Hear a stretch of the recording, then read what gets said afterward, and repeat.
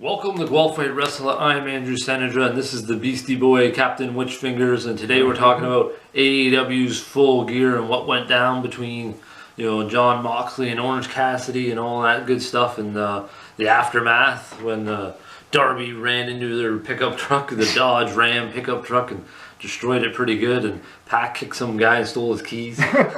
Well, let's dive into the main event here, John Moxley versus Orange Cassidy, and what did you think, how that match went down? It started off fast, Orange kept punching the crap out of him. But overall, I think, Mox kicked the crap out of him, give him his finisher on the steel steps, bloodied him up, he's like bleeding all over the place, lacerations. Yeah, it was, I thought there was several skull-crushing blows in that, to Orange Cassidy's. Even after he bloodied him up, he tossed him headfirst into the stairs. Yeah. It really worked on his head quite a bit. A few hard. He kicked him in the head pretty hard a couple of times. Definitely was more of a brutal match. I think they were kind of trying to set the tone of maybe Orange Cassidy's toughness and what Mox is willing to just do to a wrestler, demolish, destroy them, to get his point across. That ultimately, this is kind of, I think, maybe the version of Mox that we're gonna get. Even though we kind of got that before, but I mean, this one's more heartless. Yeah, this one's hard. I thought they're trying to set up Hook. I saw Hook run in there, but then it turned out to be Wheeler Yuta. Why would it be Hook? It doesn't make any sense. He's always wearing the hoodies, right? The black hoodies, right? Yeah, but everybody who jumps people wears hoodies. Like Kyle Fletcher, when he jumped Ospreay, was wearing a hoodie. So it would definitely not be him. But overall, pretty solid match. I'm curious to see if Darby is the next guy on the list, but I kind of made my theory about maybe Darby eventually winning the title, and considering Christian came out, that Christian eventually beats Darby, and then Adam Copeland comes back for a rivalry against Christian for the AEW title overall. That was my theory that I got from the whole thing, that whole ending. Yeah, that's an interesting concept, and I think it's funny how Jay White comes out, and then Blackpool, the surroundings are beating him. He's like, I'm trying to help you guys. I'm gonna beat up. And then he starts yelling "Pac!" He's like "Pac, Pac!" I was like, it was Claudio who smoked you from behind. But yeah, not interesting ending. Interesting stuff that really kind of happened overall. Kind of gets you the wheels in motion, thinking what could happen next for Dynamite leading up to World's End. The next match we're going down to is Bobby Lashley's, pay-per-view debut, even though he beat up some chuds earlier, but versus Swerve Strickland. Not a bad match, but it was kind of what I was anticipating it was going to be. It was going to be Bobby Lashley beating up with power shots and kind of dominating a bit, with Swerve, pulling out a few moments to work his way back into the match, which he did with the Swerve Stomp through the Spanish announce table. It's always the Spanish announce table. Yeah, and working his way back into the match that way. But ultimately, Bobby Lashley, and ends up destroying Swerve at the end with all his power moves. Well, so much. It's not bad. He uses a lot of force behind simple moves, so that kind of elevates the impact. But that's kind of mostly what we got from Bobby Lashley. It's nothing out of this world. Yeah, we saw some Lashley do some cool moves, but like you said, the force. He scoop slams, but he does it with tremendous force. He's chucking him down hard, oh my back. I saw Swerve do a cool apron DDT, but then completely misses the DDT, and then Bobby Lashley fell on top of him afterwards. He fell on his head afterwards. It kind of reminded me when Ricochet did that move to Takeshita, and he hit his own head on the back of the neck. He was and then he rolled over to pin him. Speaking of Ricochet and Takeshita in that match, we'll jump on to one of the best matches of the night in our opinion. Ricochet versus Konosuke Takeshita. I thought Takeshita did some just amazing stuff in this match once again. I liked all the kind of bonsai screams. He was really yelling at him while trying to destroy Ricochet with some huge shots. A very nice Sasuke special from Ricochet. It really timed that nicely. I like the one thing I like about Takeshita's Blue Thunder Bomb is just the force and velocity he gets behind this thing. The way he's setting it up now, it's not just he's catching people and he's spinning around, almost sending them flying. I like that type of intensity just added to the move, kind of like Lashley, right? It just kind of makes the move the same, but also stands out on its own that way. Yeah, I always thought Blue Thunder's Bomb was one of my favorite moves, and then when I see him do it, he adds a little bit extra flair, you know, the hard flick, and then, you know, smashing and so like. Yeah, the guy like he picks up a lot of speed going around and almost sends the guy like flying out of his arms. They get so much momentum. There's like I noticed everybody was like getting dropped on their head or necks or their faces. So I'm like, this one. Like, you know, like, for the back, you're like, oh man, my neck, you know, all fucked up. Well, yeah, Takeshita's German off the turnbuckle pretty much threw Ricochet on his face, the back of his neck. Devastating explosive powerbomb that was in there. There was just so many neck breaking moments. I was like, well, these guys are going to be pretty stiff in the cervical area tomorrow. I think Ricochet took a hard sequence, you know, like that German on top that you mentioned, and then a clothesline, and, you know, another finisher at the end, and just like, man, he just took a beating at the end. Well, even throughout, like, Takeshita's knees were hard. He hits hard, his elbows, everything, so, like, Ricochet might not be too prepared, since he's, like, wasn't used to that in WWE, but he does have a bit of, you know, background in Japan, so maybe he got hit hard by, like, Pac or something. I like that Tesh got a clean win, and you know, Don Callis didn't come in with a screwdriver. He's like, he doesn't need your help, right? He can do it on his own. Well, that's why moving on to the TNT title match, Jack Perry versus Daniel Garcia. Not a bad match. I kind of maybe expected a bit more out of it from the intensity of the rivalry. I thought maybe it would have turned up on notches, but there's some good moments in there, like the epic killer lawn dart that Garcia took into the turnbuckle. Like when he killed that midget Marco Stunt. Yeah, that was Marco Stunt. The reverse Death Valley arrow, I called it. Some of the what else did I created another move? Oh, the knee splinter pile driver, I called Daniel Garcia's move. I was coming up with names because Excalibur was just saying, he's like, he sat out. I'm like, sat out in the what? Like, so I was like, I'll create the names for the moves, and then I know what to call them. I really like the how he was like a sacrifice for like the like scapegoat kind of thing. Yeah. Like, he just beat me up kind of thing. At the end, he just like seemed to beat him up, and then like I like the sequence with he's like, hit me with the belt, you know. I'll just take it kind of thing. And then he turns around when the ref grabs it, and he bangs him really hard like House of Torture. He learned something from House of Torture, Jack Perry did in Japan. He learned that from Dick Togo, you know. Dick to dick contact. Yeah, that was it was almost fun. I thought maybe that was kind of an interesting part of the story, trying to get Garcia to like anger so much that he's going to hit him with the belt, and then ultimately Jack Perry like retains his belt that way. You know, coerces him into getting himself DQ'd.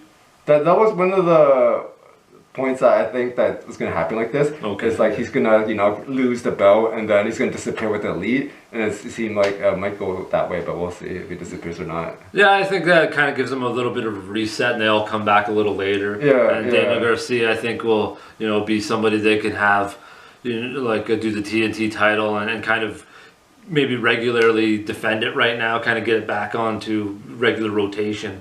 Instead, it hardly seems relevant right now, so maybe Garcia can wrestle weekly and go like, hey, you know, this belt actually, you know, defend it and stuff like that. Means something. Yeah, exactly. Now we're moving on to, I think, the best match of the night, Will Ospreay versus Kyle Fletcher. Obviously, the build to this one, I anticipated that this will be one of the best matches of the year, which I think it was, especially the intensity to it.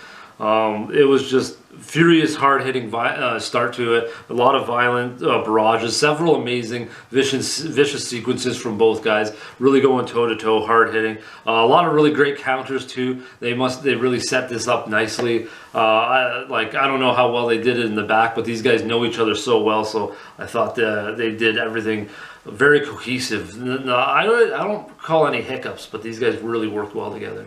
Yeah, he was really good working that neck, you know, like you know, all that tape, you know, punching, kicking, you know, stomping. At one point, I think we saw Ospreay, you say, like, it's like punching for real, it's like punching really hard. Well, yeah, that closed fist was hitting pretty hard. You could hear the slap, the intensity on, and Kyle Fletcher's whole arm and head move when he was hitting him. Like, you could see that shot, like it was stiff, and you could hear that impact on, you know, Fletcher's arm. So I was like, yeah, they do that in Japan. You know, they full on start, you know, we saw Mikey Nichols full on headbutt Hanari and bust himself right open. That would take a lot of force to conk somebody in that. So they're used to some actual stiff, you know, stuff there. Yeah, we saw some like hard Kid and Blaze. I'm like, oh, is Ospreay gonna win? I'm like, oh, he kept kicking it. I'm like, yeah, go. go Kyle, and like, Kyle kills him with like the tombstone onto the steel step. Like, oh man, he's like dead, and he killed his own knees on the poolside. You gotta be careful like those. Like I said about Buddy Matthews and his meteoras. I'm just worried one day both patellas go, and that's what I thought with Fletcher. I'm like, man, those shots. It's so easy that your fucking patella tendon rip right off your quad, just like Vince trying to slide into the ring that one time. But yeah, that stuff you got to be careful of. I also like that how Kyle Fletcher, he won cleanly with this. He did, another one. Don Costa didn't come in with a screwdriver. He doesn't need it. He's the next Ospreay. He's gonna beat Ospreay himself. Yeah, it's really upping the credibility of Takeshita and Fletcher with those wins clean. Like instead of all this, the guy's got to cheat a little bit. He's just got to cheat a little bit. It's like, oh, piss off. Bad guys don't need to cheat. Piss off. Yeah, exactly. But I really liked the turn of Fletcher's persona. It's amping up. It's getting more intense, and I think that's going to give a lot of credibility to him, beating people, not just skill set wise and physique wise, but his intensity, kind of like Mox, going the extra mile to really put the hurt on people if he has to. I just thought that all that really transcended the screen for me. It's really coming alive, his emotions and character, kind of like Eddie Kingston. You feel a lot of that. And I thought Fletcher, you felt so much of that come through the screen in there in this match. I think next Mark Davis is going to feel his wrath and his anger. Feel the wrath! The Aussie Arrow. Next match, we're going to breathe what the Switchblade breathes. Because we can't seem to figure out what the hell. Anyways, it's Jay White versus Adam Hangman Page, or Hangman Adam Page. I actually thought this match should have been better. It was very slow, methodical. They kind of just worked each other's limbs. Worked the shit out of their ankles, and these were just working it. I was like, when's some more stuff gonna happen? I don't know. Maybe Hangman's knees really actually kind of bunged up or something, so they're kind of taking it easy with some stuff. But there wasn't too much. A couple of badass sleeper suplexes, severe ones from on the ring apron and the rampway, which were that might have hurt.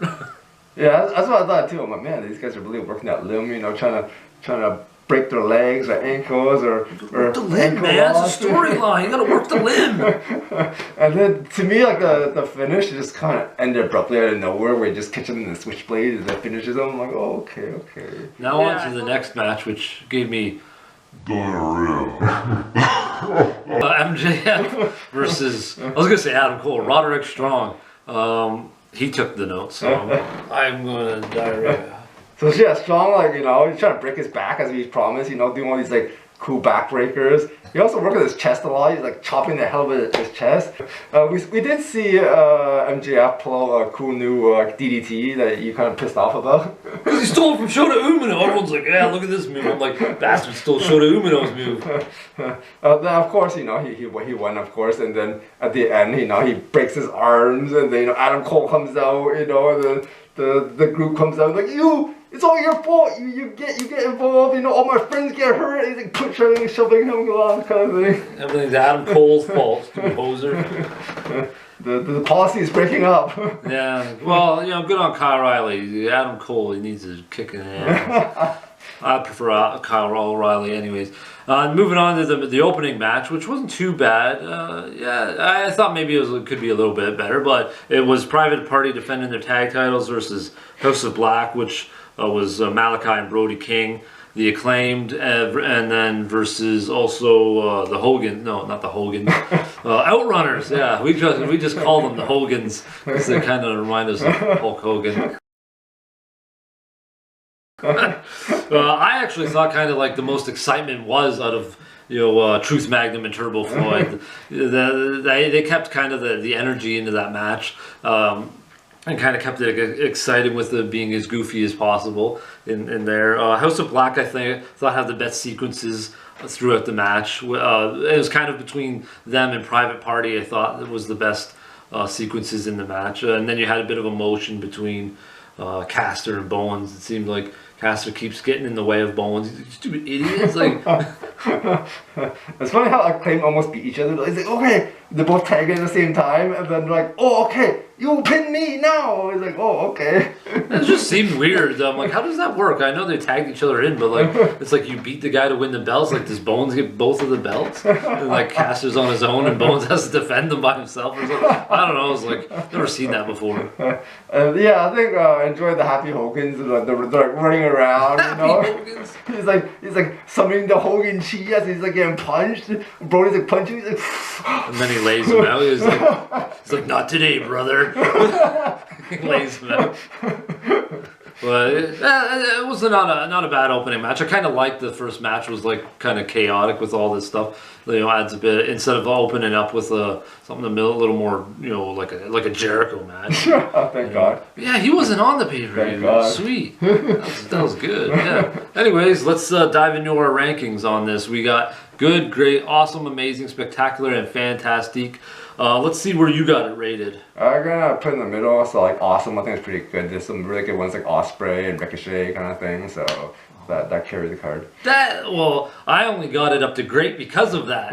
It went good because of the Osprey Fletcher match, and then it got great because of Ricochet and Takeshita. But I did feel, I would say, a bit disappointed in, I would say, Perry and Garcia maybe a little bit better. Mox and Orange could maybe a little bit. What else? Oh, definitely Jay White and Hangman, I thought. Yeah, for sure. But who knows if something's lingering there with the guys. Because they, you know, I know Hangman had a problem with and his knee, and Jay White it has come off an injury, so I'm not 100% sure. But I got it at great. He's got it at awesome, so we're pretty close. Let us know what you thought of Full Gear down in the comments below and what you think of our funny channel. Until next time, folks, have some heavy wrestling.